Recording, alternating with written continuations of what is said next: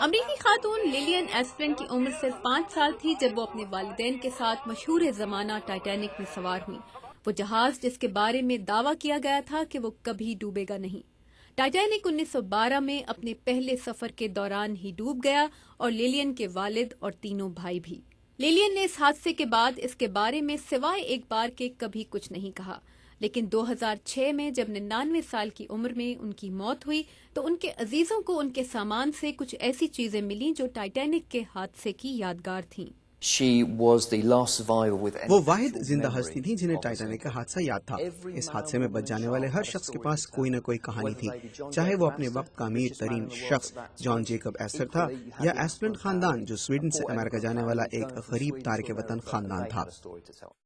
ہالی ووڈ نے اس حادثے میں زندہ بچ رہنے والوں کی کہانیوں پر بار بار طب آزمائی کی اور ایسی آخری کوشش جیمز کیمرون کی مشہور فلم ٹائٹینک تھی.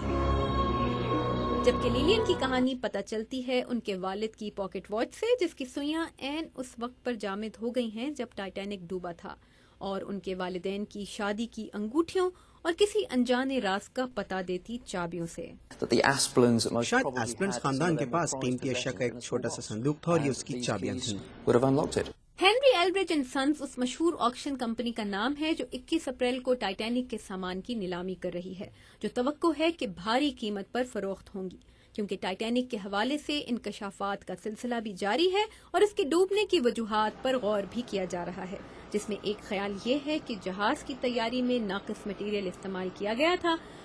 وجہ جو بھی ہو، ٹائٹینک کا راز اس کے ساتھ ہی دفن ہو گیا ہے، اور ایسپلن خاندان کے صندوق کا راز بھی ٹائٹینک کے ساتھ دفن ہو جانے والے بہت سے خزانوں کی طرح شاید اب بھی سمندر کی تہ میں موجود ہے. تابندہ نعیم، وائس آف امریکہ.